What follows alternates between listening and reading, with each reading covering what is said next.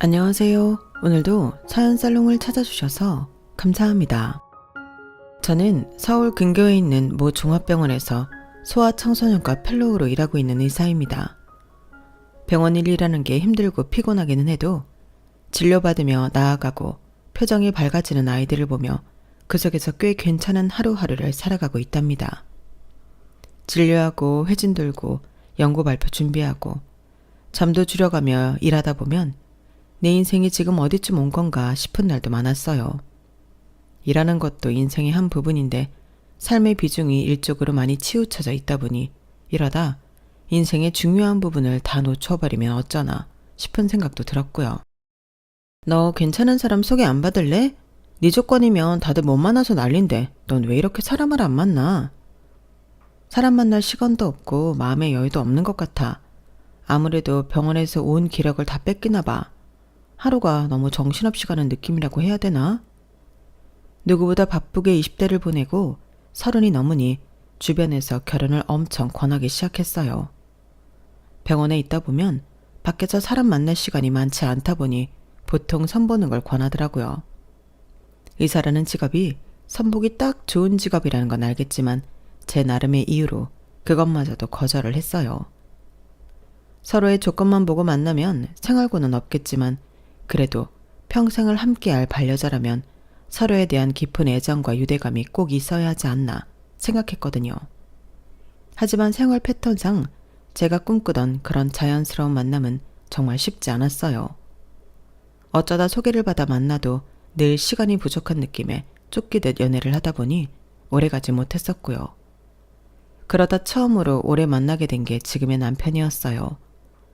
남편은 저와 같은 과 조교수로 있었고 둘 다 병원에서 오래 근무한 만큼 꽤 오래 알고 지내는 사이였어요. 성격도 잘 맞고 일하는 스타일도 잘 맞아서 유독 친하게 지냈었는데 어느 날부터인가 생각 이상으로 대화가 잘 통한다는 걸 느끼고부터는 근무 시간 외에도 약속을 잡아서 만나게 되더라고요. 그렇게 자연스럽게 만나 시간을 보내다 보니 서로에게 호감이 있다는 걸 느껴서 연애까지 이어지게 됐죠. 우선 직업이 같으니 다른 사람들과 만날 때 문제가 되었던 생활 패턴이나 연락 같은 문제는 아예 없었어요. 처음에는 직장까지 같으면 너무 붙어있게 되니 나중에 헤어질 것도 걱정되고 별의별 걱정이 다 들었지만 이런 연애가 오히려 잘 맞더라고요. 힘든 일이 있어도 바로 공유할 수 있고 서로에게 의지하고 조언도 해줄 수 있어서 참 좋았어요. 그렇게 2년쯤 사귀었을 때였어요. 그거 알아? 이 교수님이 병원장님 아들이란 소리가 있대. 뭐? 진짜야? 하나도 안 닮았는데? 외탁인가 보지. 나도 너무 안 닮아서 처음엔 설마 했는데 저번에 병원 뒤쪽에서 친근하게 대화하는 거 봤어. 평소엔 서로 딱딱하게 대하더니 남들 안 볼 때는 그렇게 편하게 대화하는 거 보니까 진짜인가 싶더라. 와, 근데 어쩜 그렇게 티를 안 내? 그것도 대단하다. 그러니까 평소에 얼마나 철저하게 관리하면 티가 안 나나 몰라. 근데 교수님들 사이에선 아름아름 소문이 있긴 했나 봐. 우연히 간호사들이 하는 이야기를 엿듣고 머리를 한 대 얻어맞은 것 같았어요. 이 사람과 연애를 시작하고 이상한 점이 한둘이 아니었거든요. 평소 같았으면 자주 뵙지도 못할 병원장님이 저를 호출해서 이것저것 사담을 나누셨던 점이라든지 자주 소아과에 나타나서 둘러보신다든지 했던 것들이요. 단순히 소아과에 뭔가 주시하는 부분이 있어서 그러신가 했는데 그게 저일 줄은 꿈에도 생각 못했죠. 그리고 부모님 이야기를 하면 늘 얼버무리고 화제를 전환했던 남자친구의 태도까지 내심 이건 조금 이상하다 싶었던 일들의 퍼즐이 한꺼번에 맞춰지는 기분이었어요. 처음엔 너무 당황스러워서 화까지 났어요. 그래도 연애를 꽤 했는데 굳이 아버지가 병원장이라는 걸 숨겼다는 게 배신감이 들기도 하고 서운하기도 했죠. 그게 사실이야? 미리 말 못해줘서 미안해. 그런데 아빠랑은 병원에서 비밀로 하고 있던 거라 얘기하기가 좀 그랬어. 언젠가는 꼭 이야기하려고 했는데 말할 타이밍을 놓친 것 같아. 미안해. 남자친구의 정성어린 사과에 시간이 좀 지나니 마음이 풀리더라고요. 아버지와의 관계를 비밀로 하는 게 어떤 이유인지는 구구절절 말하지 않아도 알 것 같아서 계속 화나 있을 이유는 없었어요. 다 이해되는 상황이고 마음이 풀릴 때까지 꾸준히 사과했기에 화는 금방 풀렸어요. 하지만 화가 가라앉고 나니 문득 다른 감정이 들기 시작했죠. 아버지가 병원장님이었다는 이야기를 들은 후로 남자친구가 그동안 자세히 말하지 못했던 가족 이야기를 해주기 시작했거든요. 남자친구 집안은 할아버지 때부터 3대째 의료인, 의사 집안이었더라고요. 아버지께서 병원장인 만큼 어렸을 때부터 경제적으로 풍족하게 지냈던 건 말할 것도 없었죠. 가끔 남자친구의 어린 시절 얘기를 들을 때마다 풍족하게 산 티가 나긴 했지만 이 정도일 줄은 몰랐어요. 그렇게 가족 이야기를 듣다 보니 문득 제 자신이 좀 작아지는 느낌이 들더라고요. 사실 저는 다른 의사 동료들과는 달리 말 그대로 개천에서 용난 케이스였거든요. 저희 부모님은 어린 나이에 저를 갖는 바람에 책임감으로 결혼을 하게 되었고 깊은 애정 없이 오로지 저에 대한 책임감으로 시작된 결혼은 불행했다고 해요. 부모님께서는 매일같이 싸우셨고 결국은 이혼을 하셨어요. 아빠께서는 이혼하자마자 보란듯이 연락이 끊기고 잠수를 타셨고 혼자서 저를 키우시던 엄마는 더 나이가 들기 전에 재혼하라는 할아버지와 할머니의 권유로 인해 부잣집에 시집을 갔다고 했어요. 그렇게 덩그러니 혼자가 된 절 걷어주신 건 외할아버지 외할머니였어요.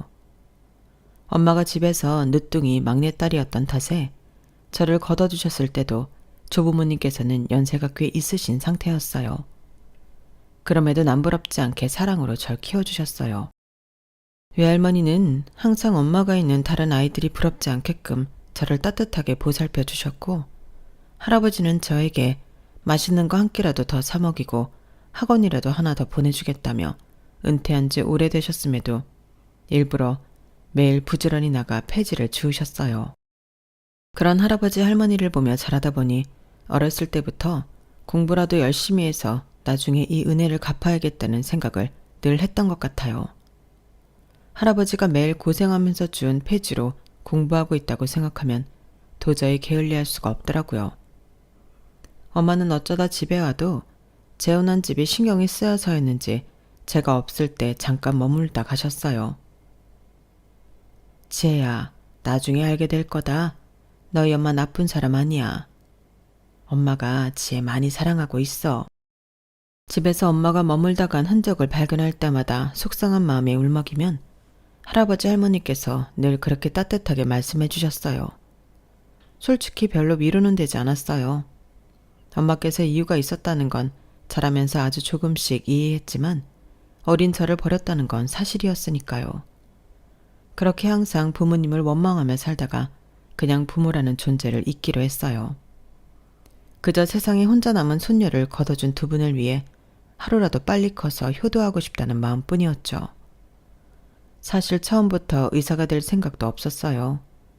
의대는 오래 공부해야 하다 보니 부담이 됐는데 가능성을 본 담임 선생님의 견으로 넣었다가 합격하는 바람에 가게 됐죠. 할아버지가 그것도 못해줄 것 같으냐? 이럴 줄 알고 옛날부터 돈 모아뒀으니 걱정 말고 다녀라. 내가 언제 네 공부에 아낀 적 있든? 집에 부담될까봐 의대 안 가겠다는 소리하면 내가 죽을 때도 편히 못 눈 감는다. 그땐 할머니는 이미 세상을 떠나셨을 때였어요. 그래서인지 퇴대한 대학을 빨리 졸업하고 바로 취직할 수 있는 과를 선택하고 싶었는데 합격 사실을 알게 된 할아버지가 등 떠미시는 바람에 그대로 입학을 하게 되었어요.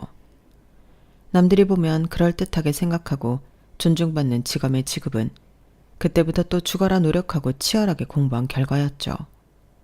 성장기 시절을 어떻게든 할머니 할아버지 걱정 끼쳐드리지 않고 패 끼쳐드리지 않게 용돈도 아끼고 어쩌다 돈 쓸 일이 생기면 죄스럽게 생각했던 저와는 너무나도 달랐던 남자친구의 가정 환경에 덜컥 겁이 났어요. 이혼 가정인 것만으로도 꺼려하는 세상에 양쪽 부모에게 버려지기까지 한 저를 그쪽 집안에서 어떻게 생각할지 모르겠더라고요. 조부모님 손에서 큰 건 전혀 부끄럽지 않고 오히려 사랑받고 컸다고 자부할 수 있었지만 그건 상대방 부모에게 와닿지 않을 테니까요. 남자친구의 부모님과 가정 분위기에 대해 알아갈수록 불안감은 커져만 갔어요. 결국 나중에는 결혼 이야기가 나오기 전에 이 관계를 정리해야겠다는 생각까지 들더군요. 혹시나 남자친구의 부모님이 저희 할아버지를 상처 주진 않을까 걱정이 됐고 그건 죽기보다 싫었거든요. 우리 이제 그만 정리해야 될 것 같아. 갑자기 그게 무슨 소리야? 나한테 화난 거 있어? 남자친구가 너무 놀란 얼굴로 묻는데 전혀 그런 게 아니라서 눈물이 났어요. 그게 아니라 오빠랑은 미래가 없어. 이대로 만나다가 끝은 결국 결혼인데 우린 너무 다르게 자랐잖아. 오빠네 부모님이 우리 집을 이해해 줄 수 있을 리 없잖아. 뭐야, 그것 때문에 우리가 그만해야 한다는 거야? 절대 그럴 일 없어. 내가 충분히 말씀드려놨고 우리 아빠는 널 알잖아. 좋은 의사라고 생각하고 있어. 당신 노력으로 여기까지 온 거 정말 대단하고 기특하게 여기죠. 그래도 결혼은 집안끼리 문제라던데 이렇게 다른 우리가 과연 잘 살 수 있을까? 겨우 이런 이유 때문에 헤어지자고 한 거야? 내가 절대 그런 감정 못 느끼게 잘할 거야. 나 믿어. 네가 할아버지 얼마나 소중하게 여기는지 아는데 내가 가만히 있을 리 없잖아. 남자친구는 불안해하는 저를 끌어안고 한참을 토닥여줬어요. 머릿속 한구석에는 불안감이 여전히 남아있었지만 끊임없이 믿음을 주는 목소리를 믿고 싶어졌어요. 어떤 노력도 해보지 않고 단순한 불안감 때문에 이런 남자를 놓치면 나중에 후회하지 않을까 하는 생각도 한몫했죠. 그렇게 결국 저희는 결혼까지 이야기하게 됐어요. 얘기 많이 들었어요. 병원 내에서 평판이 그렇게 좋다면서요? 환자를 한 명 한 명 진심으로 대해주는 아주 보기 드문 의사라고들 하던데. 개인적으로 이런 의사라면 우리 집 며느리로 딱이라고 생각해요. 3대째 의사인 집안이라. 감사합니다. 너무 긴장했다. 어머님이라고 불러도 돼요. 우리 집 배경 때문에 고민이 많았다면서? 네? 아, 네. 엄마, 그런 얘기를 뭐하러 해요? 왜? 이런 건 차라리 터놓고 서로 이야기해야 나중에 불편한 게 없는 거야. 난 그럴 필요 없다고 얘기하려고 하는 거예요. 본인도 의사인데 왜 그렇게 위축되어 있어요? 대한민국에서 의사라고 하면 다 껌뻑 죽는 거 모르나? 그게 개천에서 난 용이든 여의주를 물고 태어난 용이든 용은 용인 거지. 안 그래요? 네, 감사합니다. 뭐 우리 정도 조건 되면 가정 환경, 집안 수준 같은 배경도 중요시한다지만 난 그렇게 꽉 막힌 사람은 아니니까 너무 걱정은 말아요. 자기 힘으로 노력해서 스스로 여기까지 올라온 게 사실은 더 대단한 거잖아. 안 그래? 사람들은 왜 노력을 안 보고 태어나자마자 주어진 거에 집착하나 몰라? 좋게 봐주셔서 감사합니다. 절 보면 질색팔색할 걸 예상하고 갔던 자리인지라 생각보다 상냥한 말투로 매너 있게 대해주시는 예비 시어머니의 모습에 안심이 되면서도 한편으로는 기분이 찜찜하더라고요. 100% 제가 며느리 될 사람으로서 마음에 들어서 잘해주신다기보다는 마음에 안 들지만 아들이 좋다니까 그래도 의사니까 이만하면 됐지 라는 생각으로 대해주시는 게 다 느껴졌거든요. 남자친구가 사전에 말을 잘해놓은 모양인지 헤어질 때까지 저에게 대놓고 무례하거나 기분 상하게 하는 말씀이나 행동은 하지 않으셨지만 사실은 저보다 더 좋은 배경의 조건인 여자가 있었으면 더 좋았겠다라는 아쉬움이 묻어나 보이는 건 어쩔 수 없었어요. 하지만 저로선 이렇게 차이나는 집안 환경에 이 정도 예의 있게 대해주신 것만도 감사한다는 생각에 그것쯤은 아무렇지 않게 넘겼어요.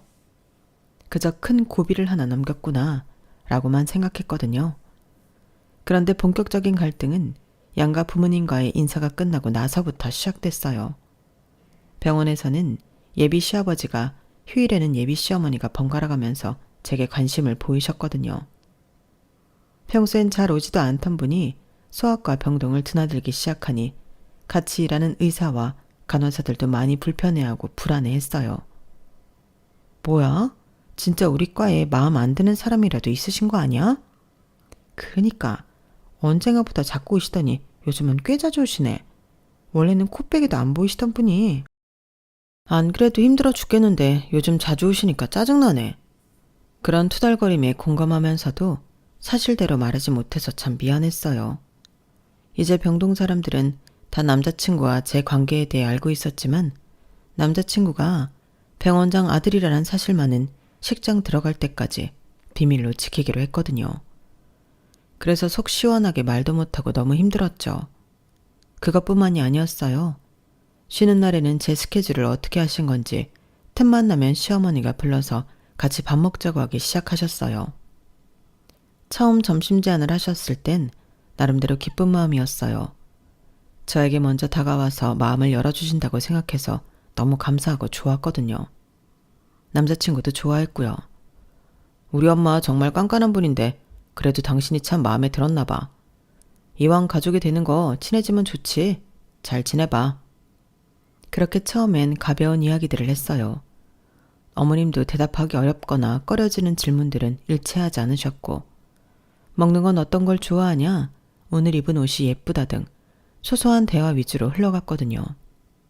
저도 의사인지라 주변에 의사 가문인 사람들이 어떤 성향인지 대충 알아서 그렇게 편견 없고 소탈하게 대해주시는 게 얼마나 기뻤는지 몰라요. 게다가 엄마 없이 자란 제 손을 따뜻하게 잡아주시고 식사도 사주시는 모습이 마치 엄마가 있었다면 이런 기분이었을까 싶은 마음까지 들게 했어요.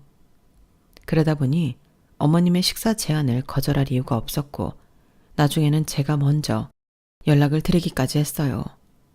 그때만 해도 어머님과 이렇게 될 거라곤 꿈에도 상상 못했었죠.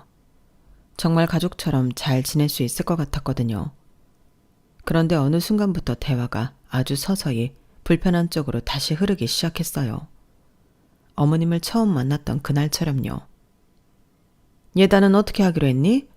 아, 예단은 간소하게 하기로 이야기 나눴어요. 어머, 간소하게? 네, 요즘은 다들 간소하게 하는 추세라고 하더라고요. 서로 부담스럽지 않은 선에서 하려고 해요.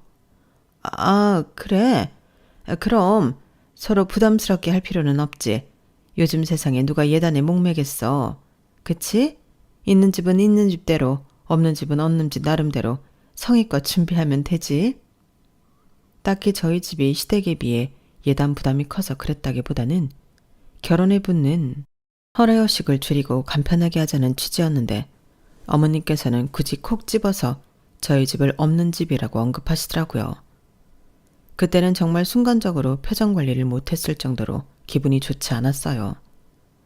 착각인지는 몰라도 제 표정이 굳는 걸 본 어머님이 슬쩍 입꼬리를 올리는 것까지 봐버렸죠. 그날 어찌저찌 식사를 잘 마치고 돌아왔지만 찜찜한 기분이 가시질 않았어요. 집에 계신 할아버지 얼굴을 보니 괜히 더 속상했고요. 어차피 결국엔 이런 식으로 돌려서 갈 걸 그동안 왜 그렇게 잘해주셨나 싶은 생각도 들었어요. 제 욕은 참아도 할아버지 욕만큼은 절대 그냥 들을 수 없었어요. 그 생각을 하니 정말 마음 단단히 먹어야겠더라고요. 남편과의 결혼을 포기하지 않는 한 앞으로는 이런 얘기를 가만히 듣고만 있지 말아야겠다고 결심했어요. 하지만 그렇게 결심을 했음에도 어쩔 수 없는 사이에 묵묵히 당해야 할 때도 있었죠. 그 일이 있은 후부터 어머님의 점심 약속 제안을 의도적으로 피했어요. 생각해보니 일하고 공부하느라 얼마 없는 귀한 휴일을 어머님과의 시간에 너무 많이 투자했더라고요. 예, 요즘은 바쁘니? 못 본 지 한참 됐다? 아, 어머님, 요즘은 일이 좀 바쁜 시기라서요. 제가 좀 괜찮아지면 연락드릴게요. 그래? 아, 자주 만나다가 안 만나니 영 서운해서. 그나저나 니네 예식장 잡은 곳 봤다. 내가 유학금 부담하고 취소했어. 네? 취소하셨다고요? 그게 무슨 말씀이세요? 아, 아직 못 들었구나. 아니, 지난 주말에 니네가 잡았다던 예식장 가봤는데 사이즈가 작아도 너무 작잖아. 그리고 의사 둘이 결혼하는데 적어도 호텔 예식장은 잡아야지. 일반 예식장은 뭐니? 예식장 크기는 남편이랑 예상 하객수 계산해서 상의해보고 결정한 거예요. 그 이상이면 너무 크기가 커져서 저희 쪽이 힘들어요, 어머님. 그래, 나도 다 얘기 들었다. 그래도 경사스러운 날인데 자리가 좁아서 미어 터지는 것보다는 조금 널널하게 이용하는 게 먼 길 와주시는 하객들한테도 그렇고 보기에도 그림이 더 예쁘지 않겠니? 내가 전에 작은 예식장을 가봤는데 좁은 예식장에서 하면 결혼식장이 아니라 시장 바닥에서 결혼하는 것 같다니까? 또 우리 집은 부를 하객이 좀 많은 줄 아니? 집안 체면을 생각해서라도 그건 좀 아니지. 너도 부를 수 있는 하객은 다 끌어모아서 불러. 모자라면 신부 쪽으로 우리 하객 좀 보낼 테니까. 그래도 이제 와서 예식장 바꾸면 금액도 너무 부담스러워지고.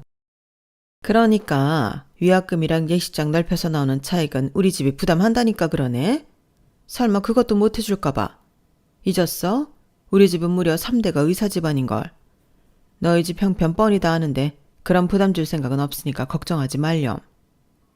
어머님은 위약금과 차액을 부담하면 다 괜찮은 거 아니냐는 식으로 말씀하셨지만 제가 느낀 기분은 그게 아니었어요. 남편과 깊이 상의해서 결정한 부분이었고 벌써부터 이런 사소한 것을 강제하시는 걸 보니 앞으로의 결혼 생활이 어떨지 눈앞에 선명하게 그려지더라고요. 미안해. 내가 먼저 말을 했어야 했는데 엄마가 너무 난리치시는 통에. 당신도 그 자리에 있었으면 어쩔 수 없었을 거야.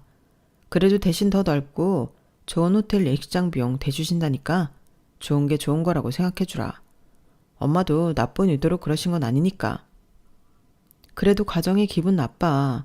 이거야 처음이니 그렇다지만 앞으로도 이런 식으로 부부 둘이 결정한 문제에 관여하시면 나 이 결혼 못해. 나도 남 부끄럽지 않게 열심히 살았는데 시부모님께 전혀 존중받지 못하는 결혼 생활은 하고 싶지 않아. 당연하지.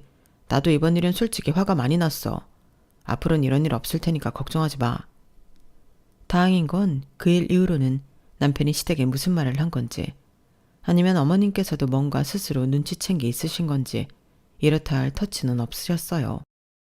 대화할 때마다 불편하게 은근히 서로의 집안을 비교하는 말도 없으셨고요. 어머님과의 만남을 줄인 것도 도움이 됐어요.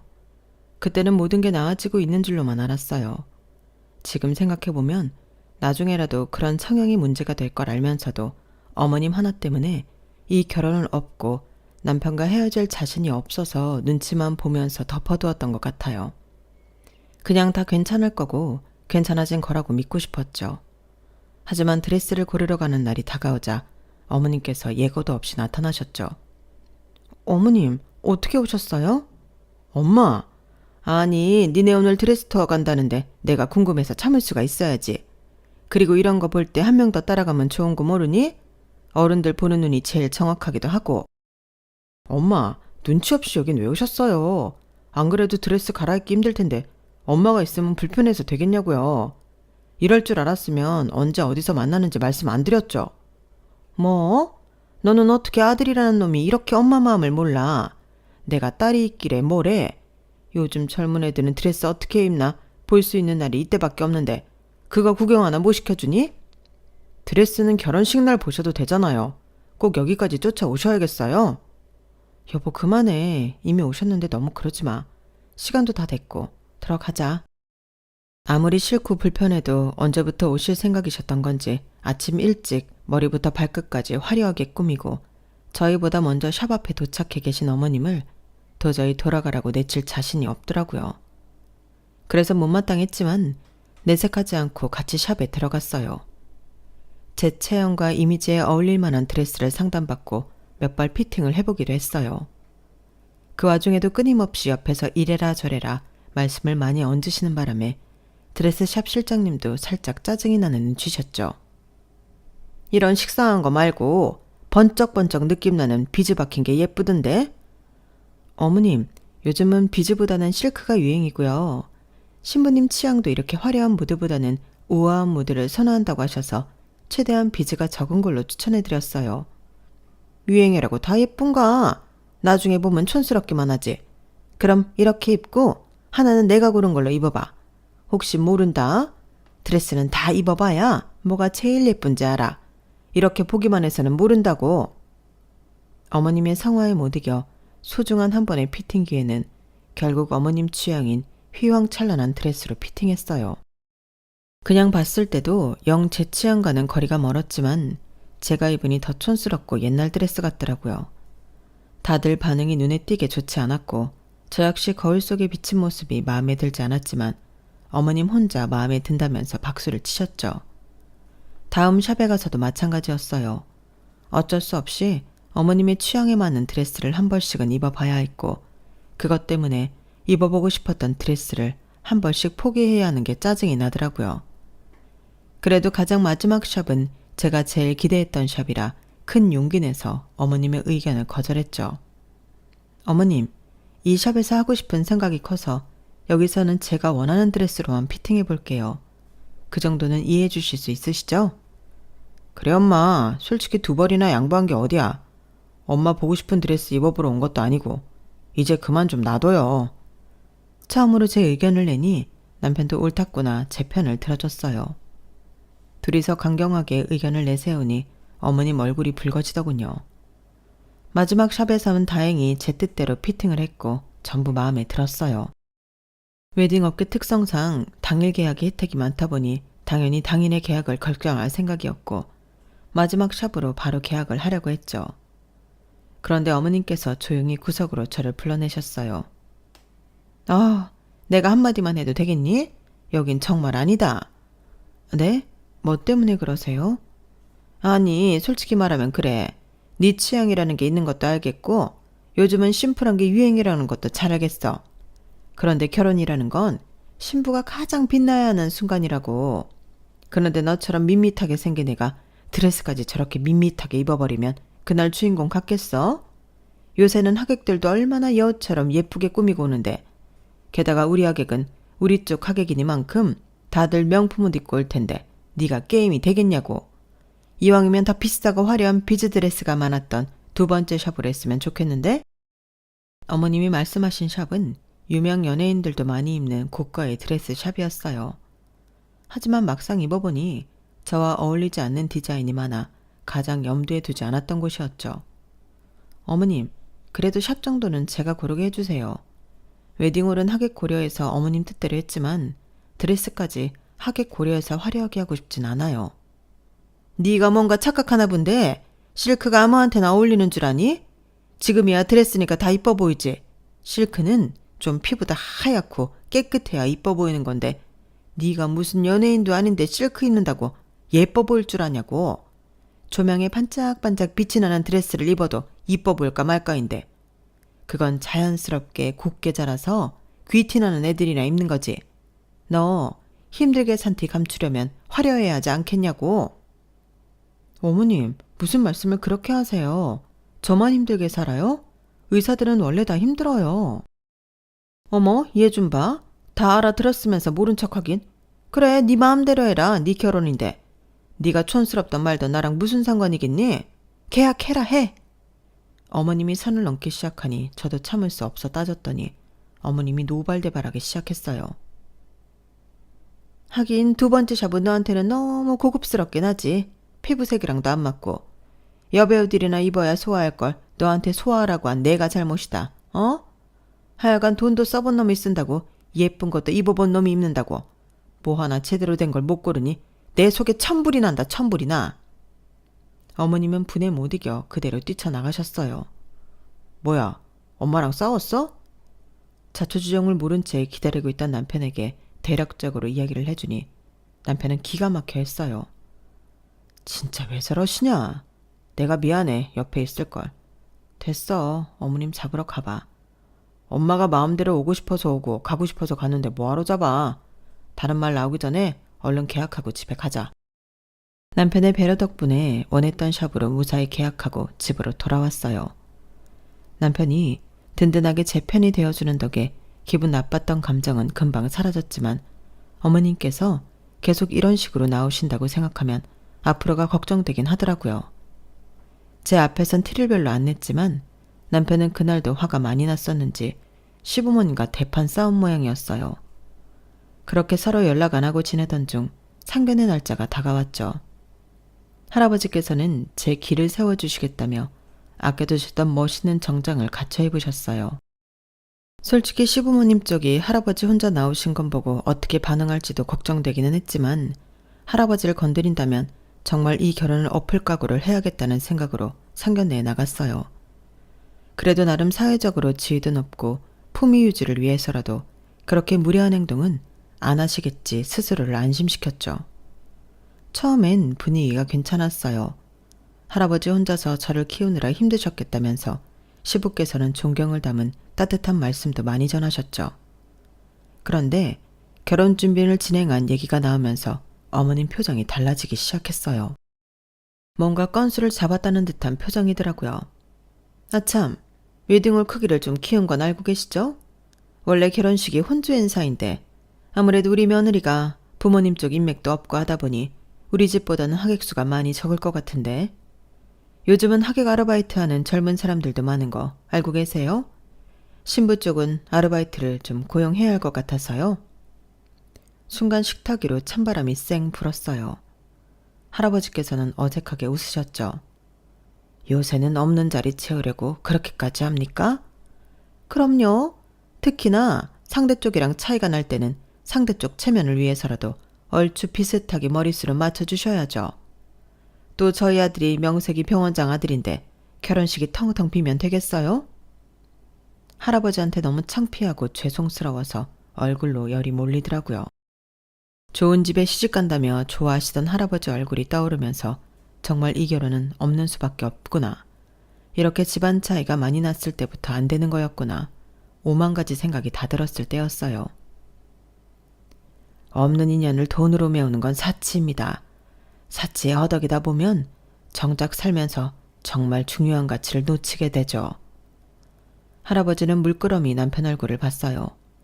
그 시선을 눈치챈 시어머니께서 노발대발하기 시작했죠. 뭐라고요? 참, 못할 소리 한 것도 아니고 우리 집 체면 좀 지켜달라는데 누굴 가르치려고 들어요? 어머님께서 그러시면 솔직히 아버님께서 말려주실 줄 알았어요. 아버님은 늘 차분하고 말씀이 없으셨지만 그렇게 몰상식한 분은 아니라고 생각했거든요. 솔직히 처음부터 집안 차이가 너무 나서 내 아들이 아깝다고 생각하긴 했지만 이렇게까지 구두쇠일 줄은 몰랐습니다. 물론 은퇴하고 나서 딸이 버린 자식을 혼자 키우신 부분은 존경합니다만 무리한 요구를 부탁드린 것도 아닌데 거절하시면 저희도 곤란하죠. 그러게요 여보, 내가 말했잖아요. 처음부터 걱정했다니까. 이런 집에 아들 보내면 우리 아들 수준도 떨어져. 차라리 잘 됐네. 폐지 줍는다 할 때부터 알아봤어야 했는데 이런 거지 집안이랑은 사도 못 맺습니다. 저야말로 이딴 결혼은 엎어버려야겠다고 발끈하면서 일어나려던 순간이었어요. 누군가 뒤에서 급하게 일어나는 제 어깨를 눌러 앉혔어요.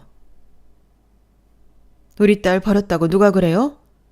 낯선 목소리와 손귀에 뒤를 돌아보니 깊이 믿고 우아하게 차려입은 중년의 여성분께서 저를 보며 미소 짓고 계셨어요. 처음 뵙는 분이었지만 느낌으로 알 수 있었어요. 묘하게 저와 닮은 눈매와 인매. 그분은 어렸을 적 저를 떠났던 엄마라는 걸요. 이사님? 그분을 본 시아버지께서 표정이 싸늘하게 굳으시더니 자리에서 일어나 악수를 청하시더군요. 이런 데서 뵐 줄은 몰랐습니다. 하지만 악수 요청은 차가운 시선과 함께 걷어졌어요. 진짜 오래 살고 볼 일이죠. 우리 병원장님 아들이 우리 딸이랑 결혼을 다 하고. 네?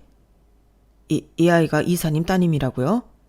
따라갈 수 없는 대화에 혼란스러웠지만 오가는 대화로 파악해보니 중년의 여자분은 우리 병원을 후원해주는 재단의 이사님이었어요. 그런 분이 저에게 딸이라고 부르는 게 정말 의아했죠. 하지만 이어서 벌어지는 상황이 너무 드라마 같아서 그 자리에 있는 내내 꿈 같더라고요. 병원장님, 사람 참 좋게 봤었는데 너무 실망이네요. 본인 자식 귀한 줄 알면 남의 집 자식도 귀하게 대해주셔야죠. 그리고 뭐 거지요? 요즘 병원 실적도 떨어지던데 후원 끊기고 싶으신가 봐요. 누가 거지인지 파악이 안 되세요? 뭔가 오해가 있으신 모양입니다, 이사님. 이사님 따님인 줄 알았으면 이렇게 함부로 대하지는 않았을 겁니다. 정말 죄송합니다. 그러니까 그렇게 사람 가려가며 대하는 게 실망이라는 건데요. 이 결혼은 다시 얘기해 보도록 하죠. 가자. 제 어깨를 따뜻하게 감싼 엄마와 흐뭇하게 웃으시는 할아버지와 함께 얼떨결에 자리에서 일어나게 됐어요. 이게 도대체 무슨 상황인지 정말 꿈이라도 꾸고 있는 건지 상황 파악이 안 됐죠. 잠시만요, 장모님. 남친이 돌아서는 엄마를 다급하게 불러 세웠어요. 없다고 생각했던 장모님이 등장하니 부리게 어색해하는 게 티가 났죠. 너무나도 갑작스러운 상황이라 저도 뭐가 뭔지 모르겠지만 저희 부모님 무례를 사과드립니다. 이대로 떠나보내면 결혼이 엎어질 것 같아서 저는 이 사람이랑 헤어질 생각 없습니다. 결혼 허락해 주세요. 이런 집안인 거 뻔히 다 봤는데 어떻게 허락해 주라는 거죠? 내 딸 고생길이 훤해 보이는데요. 아무리 옆에서 편들어준다고 해도 근본적인 스트레스가 사라지나요? 그 말에 남친은 고개를 숙였어요. 그 틈을 타 시아버지가 쫓아왔어요. 이사님, 자세한 이야기는 저희끼리 하도록 하시죠. 오해 풀고 싶습니다. 아드님은 이렇게 저희 딸한테 애틋한데 두 분은 참. 더 이야기하고 싶은 마음은 없고요. 재단 후원 끊기고 싶지 않다면 아드님은 저희 집 대릴 사유를 보냈다 생각하시고 다시는 아드님 보실 생각하지 마세요. 우리 딸은 물론이고 아드님까지 터치할 경우엔 이 결혼도 없었던 일, 후원도 받지 않겠다는 걸로 알아드릴게요. 네? 아이고, 네 감사합니다 이사님. 아들이야 뭐 이사님 사유로 들어가는 거라면 대환영이죠. 자식 없는 셈 치고 살겠습니다. 네. 뭐? 여보 정신 나갔어? 내가 얼마나 힘들게 내 배 아파 낳은 아들인데. 당신은 조용히 하네. 이게 다 누구 때문에 일어난 일인데. 아유 이 망신덩어리야. 내가 너 때문에 못 산다. 뭐가 중요한 건지를 알아야지. 시부모님이 투닥거리는 소리를 뒤로하고 우리는 식당을 빠져나왔어요.